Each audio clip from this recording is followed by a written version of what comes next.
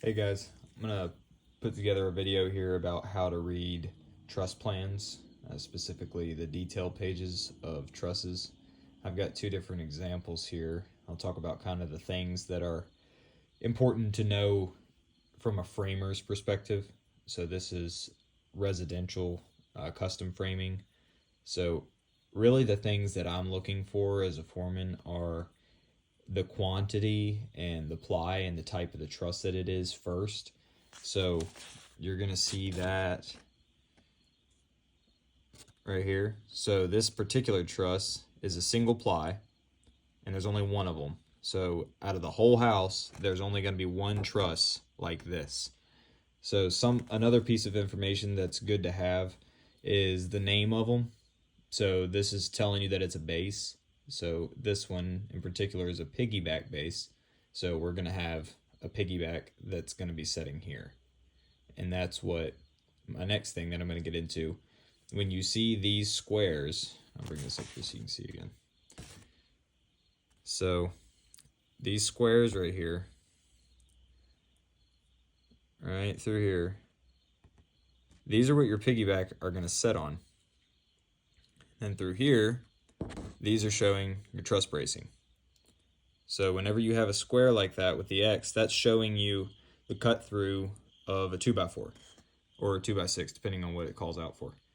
So see down here, you have your two plates, some truss bracing, more piggyback bracing, truss bracing, and your other two plates are down here. So that's something that you need to kind of watch out for when you're checking this stuff, is to make sure that you have identified where your bracing is going to be, especially for something like this that's a piggyback base. You kind of need to make sure that you're aware of these seats. So it's something to keep a lookout for. And the other thing that I'm looking for what's going to be relevant to me and my crew are these numbers right here. So it's going to change based off of where you are in the country. Our particular area, it's 200 pounds of uplift, means it gets a hurricane tie. So whenever I'm digging through my truss packets, I'm looking at each and every single page. You need to look at your max uplift, at your weight ratings. So for this particular truss, we can see that at 0.18, it has 405 pounds of uplift. This is how I've always been taught to read these. So right here we have 0.18, and that's showing how much uplift you have at that connection point. So if we slide this, you can see 226 at 0.10 right here, 0.10. We can see that for this particular truss, we've actually got a hanger in here. This will focus. So you can see right there, it's kind of hard to see, but you can see that little angled line? That means that there's a hanger. So for this particular truss, the fact that there's uplift rating right there that we would normally need a hurricane tie for, you're not really going to need that in this case. So that's really the main things that I'm going to look out for as far as framing, is specifically where we need the uplift, supplemental fasteners through the hurricane ties, or whatever the particular GC is wanting. This is another example right here of another page. Let's see if we can, there we go. So as I was saying on the other one, this one is actually a girder. So that means that there are going to be other trusses setting into this truss. So there's one of them in the whole house, but there's 3 ply. So that means there's going to be 3 trusses that are exactly this shape that are going to get nailed together.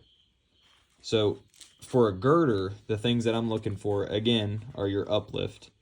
So you're going to come to your reactions, and you're going to look at your max uplift right here. So this will focus. There we go. So you're going to look at your max uplift, and just by and large, I just put hurricane ties on both sides of all girders. It's just, I don't know if it's really necessary in all cases. It's just kind of a good practice that I've gotten into that served me well. It's been a good thing that I've heard from inspectors to do, so I've done it over the course of my career, and it's not really steered me wrong.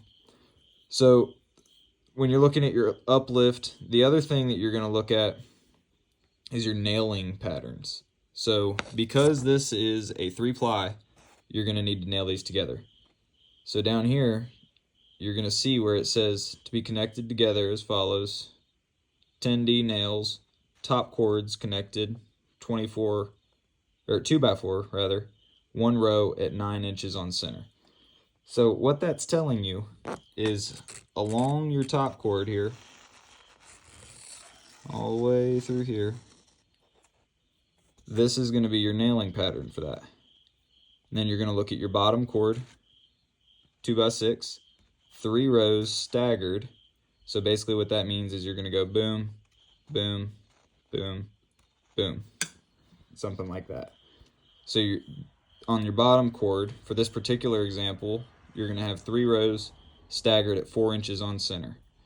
And then your webs are going to be connected 1 row at 9 inches on center. So when you're looking at a truss, this right here, this is your top cord, this is your bottom cord, and these are your webs. All this interior structure, these are your webs. So when you're looking down here at this nailing pattern, those are the particular areas that it's annotating. Thanks, guys. Hope this was helpful. If there's anything that I missed or that you wanted me to elaborate more on, just let me know in the comments.